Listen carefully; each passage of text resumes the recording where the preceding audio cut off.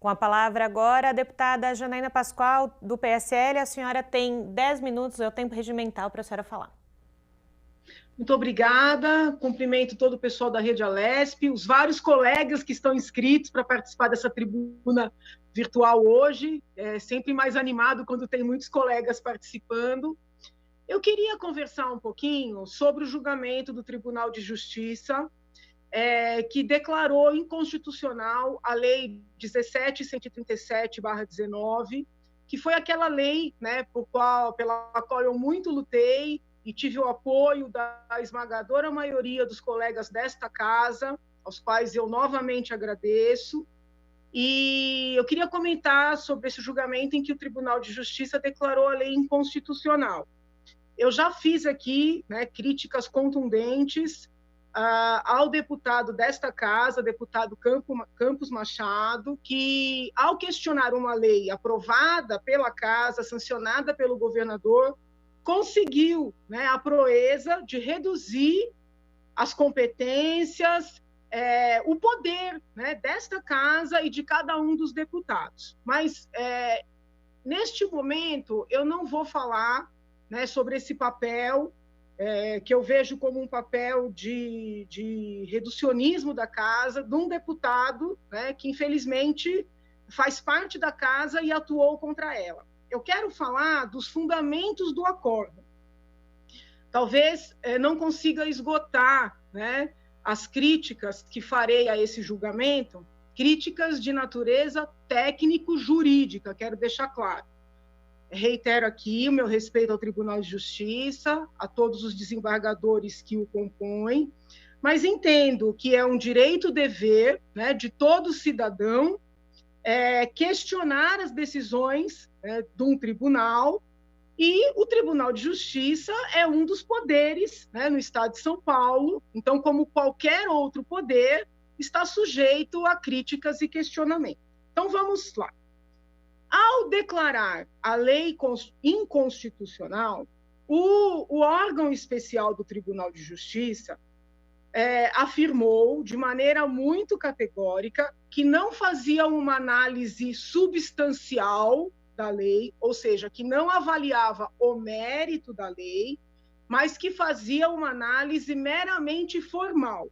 Ou seja, o que isso significa? O tribunal disse que a lei não seria inconstitucional no mérito, que ela não agrediria nenhum conceito da Constituição Federal ou da Constituição Estadual, mas que, na forma, a lei seria inconstitucional. Qual foi o argumento central neste acordo? O argumento central foi que o Estado, os Estados, só teriam poder para legislar em assuntos específicos daquele Estado, né? Assuntos que digam respeito apenas àquela população, e que a União é que teria competência para legislar no âmbito geral. Na sequência, o tribunal diz o seguinte: existe uma lei geral da saúde, né, uma lei federal que regula todo o sistema de saúde, e por isso o Estado de São Paulo não poderia fazer uma lei garantindo à mulher, à parturiente, à gestante, o direito de participar da decisão com relação à sua via de parto, e nem poderia fazer uma legislação garantindo a esta mulher o direito a ter anestesia no parto normal. Isso foi o que o tribunal falou. Não é que a lei é boa ou ruim, é que, como a União legisla sobre o sistema de saúde, o Estado de São Paulo não pode falar sobre questões gerais, ele teria que falar apenas sobre questões exclusivas do Estado de São Paulo. Eu, junto com a assessoria, nós fizemos um levantamento dos julgados anteriores do próprio Tribunal de Justiça em ações declaratórias de inconstitucionalidade, ações estas arguidas contra leis estaduais promulgadas, aprovadas, votadas nesta casa. Eu encontrei precedentes que vão no sentido flagrantemente contrário ao que foi desposado para derrubar a lei que garante às mulheres em São Paulo participar da escolha da sua via de parto, né? Fazer, por exemplo, que elas possam, as mulheres que dependem do SUS, que elas possam opor, né, lá no hospital, quando são obrigadas a ficar horas sofrendo sem anestesia para fazer um parto normal, contra a sua vontade, que elas possam dizer, não, tem uma lei que me garante fazer cesariana. Eu encontrei vários precedentes mostrando que o Tribunal de Justiça já reconheceu a esta Assembleia Legislativa, já reconheceu aos deputados estaduais o direito de legislar de forma concorrente, né, com a União sobre matérias, né, gerais também, e não só questões muito específicas ao Estado de São Paulo. E eu vou dar alguns exemplos. Foi votada uma ação direta de inconstitucionalidade que foi interposta pelo Sindicato dos Restaurantes, Bares e Similares de São Paulo contra a Lei 16.796, de 14 de julho de 2018, que determina a todos os estabelecimentos comerciais no estado de São Paulo que disponibilizem copos descartáveis de cor predominantemente azul, com a inscrição zero açúcar bem visível, para utilização em máquinas de refrigerantes. Vejam, da mesma maneira que a lei, né, que dava direito à mulher escolher a via de parto e a anestesia, se aplicava aos partos realizados no estado de São Paulo, esta lei aqui obrigou os estabelecimentos comerciais no estado de São Paulo a fornecerem bebidas sem açúcar em copos azuis, tá? O que esta lei que exige copos azuis tem de específico com São Paulo? Nada, né? Mas é uma lei para vigorar em São Paulo, como a lei do parto, que acabou ficando conhecida como lei da cesárea, também. Quando esse sindicato dos restaurantes alegou a suposta inconstitucionalidade da lei dos copinhos azuis, disse justamente que tinha uma lei federal geral, que é o Código do Consumidor, e que a Assembleia teria invadido essa competência.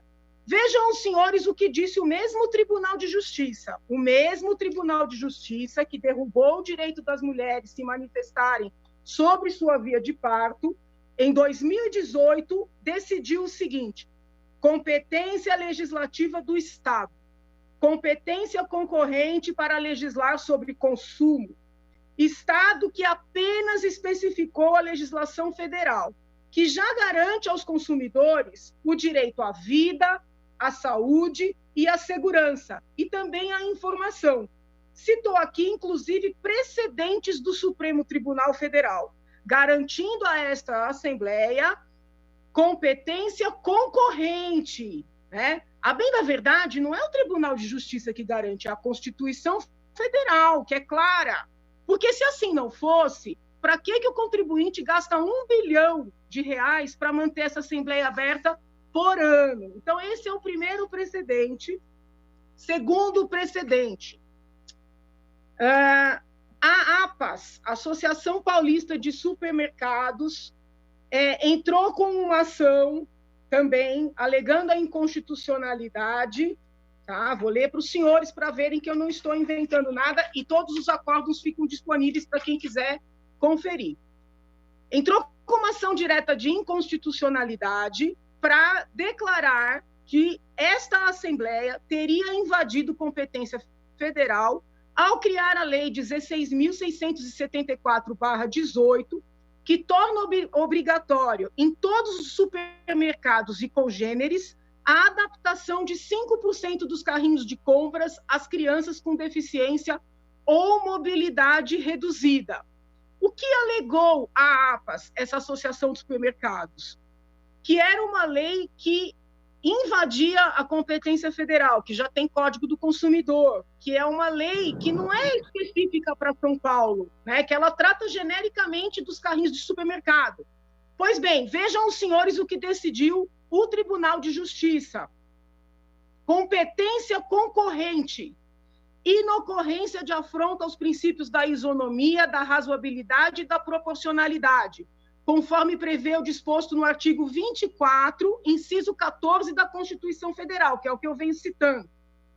compete à União, aos estados e ao Distrito Federal concorrentemente. Essa é a palavra-chave. Estabelecer normas sobre proteção e integração social das pessoas portadoras de deficiência. Mais adiante, o tribunal... Para concluir, deputada? Pois não. Para concluir, deputada? Sim. Tá, eu vou já pedir minha reinscrição, porque eu preciso terminar de analisar esses precedentes para mostrar que houve, sim, uma escolha ideológica ao derrubar a lei que dá direito às mulheres a escolher sua via de parto. Mas eu já peço a minha reinscrição.